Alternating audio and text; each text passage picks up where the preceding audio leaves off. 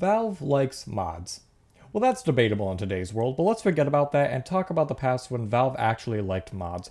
Valve games are mostly known as mods from other games. Team Fortress was a Quake mod, Dota is a Warcraft 3 mod, Counter-Strike was a mod off of Half-Life. Their whole catalog is practically an offshoot of a game's original source. That's the work of pure creativity happening right there. A game being morphed heavily until it's something that resembles only slight similarities with the original work. As of right now, there are two major mods for Team Fortress 2 that are out right now being worked on and are playable. You have Team Fortress 2 Classic, which has the game of Team Fortress 2 brought back to a simpler time in the game's history, before any of the crazy updates that got added. While the game is good and all, the game is already pretty populated, with the servers having a decently sized player base on at all times, much like the main game. While the number definitely is smaller, it wasn't hard for me to find a game in the middle of the night. The other game is much more different than Team Fortress 2 was at any point. Open Fortress. Open Fortress is a mod of Team Fortress 2 that takes the game, makes it a deathmatch game, and tweaks the gameplay to be even faster than the original game by tenfold. There are some similarities between each game, like the similar weapons. There is more of an emphasis on a pure casual experience, more so than TF2. The game is a deathmatch only game, which brings back memories when games were more simple. No, further back than that. There we go. Much better. The game is ridiculously fun, and a huge part of it is due to the fact that you can bunny hop indefinitely. You pick up speed like it's nothing, and you can hop around the map as much as you want, as long as you don't hit any walls or barriers on the way. Thankfully, doing such a tactic isn't difficult at all. All you have to do is hold the jump button while darting between 2 points on the screen while alternating between A and D. Now that sounds a bit difficult being said out loud, but it translates much more smoothly in-game. In normal TF2, you have to hit the button right as you hit the ground. Now it's much more easy to jump around and hit clips like this. Now while doing this, the game gets much more difficult to play. In TF2, the classes have a set speed that they go at. Yes, these speeds change depending on which weapon that they are using, but they're never fluctuating. It's always at a flat movement speed that they are going. In Open Fortress, that isn't the case, since you're always jumping around, going down slopes, jumping at high distances, and even using the force from weapons to gain velocity, your speed changes all the time. So aiming in this game is a bit more difficult when someone is jumping around, and it's doubly as hard when you get a game with players who know how to move like this and aim properly as well. But for most fights, you're aiming at players while normally walking, which means that the best items in this game are the ones that would normally be great in TF2. The two shotguns are phenomenal. You have the double-barreled shotgun that is able to one-shot the enemies, but it only has one shot before it must reload. The shotgun has been brought over from TF2, and it's one of the best weapons in the game. You have the single-shot high-damage type of weapon straight from TF2 being brought into a game where needing to aim at the right spot on the enemy is much more difficult. But my god, is it the best when you can get a kill. The rocket launcher is again similar to TF2, but this is definitely the best weapon you can get your hands on. You can jump around and aim somewhere near your enemies and blast them away with ease. This definitely is one of the easier weapons to use since it has high damage and is able to get good splash damage. There are other items that are a bit more situational, like the nail gun. It's definitely not a bad weapon at all, but one of my main issues with it is that you have to track where your enemies are going to be, and trying to do that while somebody is hopping all around you is a bit difficult. Another item that is insanely tough to use is the sniper rifle. It works very similarly to the one in TF2, but it does a bit more damage. However, don't let that trick you that it's any better. Using the sniper rifle in this game is incredibly tough due to the changing speed of each character as they hop around the map. This one little difference makes a broken set of items in TF2 into a much more manageable weapon in Open Fortress. You have more power to jump around the snipers and try to attack them, rather than them controlling an entire area. The game takes weapons from each of the classes of TF2 and places them around the map and makes it about switching between the correct weapons on the fly. You can either aim and hit your shots on the first try, or you have to switch to a weapon that fits the situation better. You have to be on your toes at all times, you have to be aware of what the map feels like, what items need to be reloaded, where to find enemies, how to traverse the map in the most efficient way, which fights to pick. There is so much going on. And what's a fun casual game without power-ups? There are a few different power-ups to pick up from each map, but one that reigns supreme is the crits. There's no downsides, and you do triple damage at all times when you have the power-up, which is insanely useful. There are other power-ups like speed and defense, which are also great, but they don't have the impact of dealing triple damage at all times.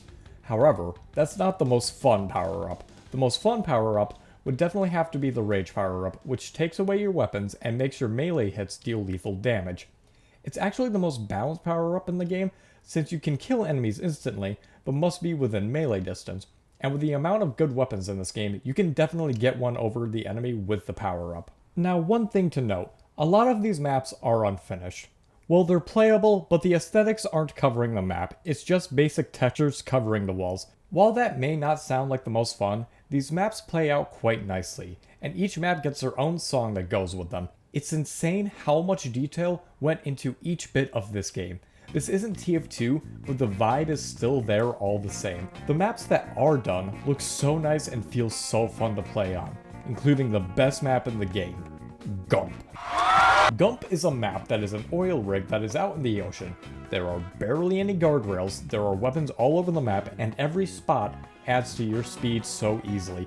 I'm not kidding, this is one of the best maps I've played in a multiplayer game, period. Every 2 seconds someone is falling into the water below, and people are jumping around the map and teleporting to different parts. The general vibe of the map feels like a classic multiplayer map dating back to the late 90s, early 2000s. There isn't anything that is quite like it in normal TF2, or really any other shooter. It's absolute peak map design in every way. Now with this different control scheme, I would recommend changing the original controls a bit to better fit the needs for what it asks for. For starters, this is something that I would change in TF2 as well. Make shift the crouch button instead of control.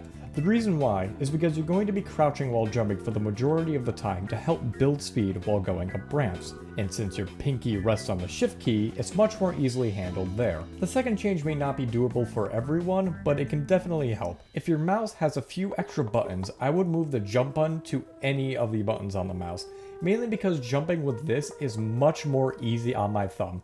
Yes, my thumb hurts after pressing the spacebar for an hour straight, please don't judge me. All of these mechanics come round to an insane time. Each fight is insane and winning a round can feel damn good. Why am I telling you all of this? Well, the game is very underpopulated. Right now, it is Sunday at 2 p.m. and there are only 20 players playing at this time. More than half of them in areas I don't live in, and the remaining few are spread across different servers. That is depressing. It legit upsets me. This is genuinely one of the best gaming experiences I've had in the last year and a half, and it goes to a game that legit no one is playing right now. The servers I join usually have the same few people on them when it is busy, and I feel like this style of gameplay isn't really found anymore. Not in a movement shooter kind of way, but in a casual shooter kind of way. I just have one qualm with that. There are a ton of people behind the scenes working on this and TF2 Classic, trying to make the games as fun as humanly possible. What's scary is that back in 2021, both games were asked to be taken down. This wasn't a complete DMCA though, since the two games' creators were actually going to work something out with Valve, but Valve never got back to them, in true Valve fashion. The reason this scares me is because I feel like the games can be ripped away from the community at any time. Yeah, Valve's been cool with mods in the past, but within the legal world, if someone owns the IP, then the people behind it can exercise control whenever they please, and that does upset me. So much hard work is being put in this game, and it could be ripped away at any moment. This doesn't even go for these two mods alone, this can go for any mod of any existing game. And it's the reason that I'm playing out this game right now. Not only is it an incredibly fun Team Fortress 2 version of Quake, even more so than TF2 is, but it's a game that can be ripped away from me at any time, and I feel like it would suck if the game went completely under the radar for so many people. Yeah, I know the gameplay is much more like Quake than it is TF2, but this style of gameplay with TF2 weapons is so much fun and should definitely be played more by more people. There's not really a community of people who make content and the total population of it is really low, but more should be. I want to see crazy clips happening all the time. This is definitely the game to be going for crazy clips at all times. There's insane stuff happening in each game. It's incredibly tough because movement shooter players are out of their mind with how good they are, but each game that passes, you get a bit better by playing the game. You'll learn where the best weapons on the map are, you'll learn how to aim better, you'll learn where to get the power-ups and to fight off the other players that want to get at them. And the entire time you're going to be having a blast. I don't want people forgetting about this game, since it's incredibly fun. If you haven't, please just give the game a download and give it a fair shot. If you like movement shooters, you're gonna love this game. If you like TF2, you're gonna think this game is great. I know the gameplay is a bit further away from TF2 than TF2 Classic is, but the gameplay here is still phenomenal. The other reason that I'm telling you all of this is because the team deserves to have some attention to their game that they're working so hard on. Valve hasn't touched TF2 in over 5 years, and since then, bots have been ruining the game for everyone. That is an absurd amount of time to neglect the game. I'm hoping that Valve decides to let the game stay up because removing it would be terrible for the community, especially considering where TF2 is at nowadays. And I'm hoping people will give the game a fair chance. It is too underpopulated for how fun this game is. But again, thank you for watching, and I'll see you next time.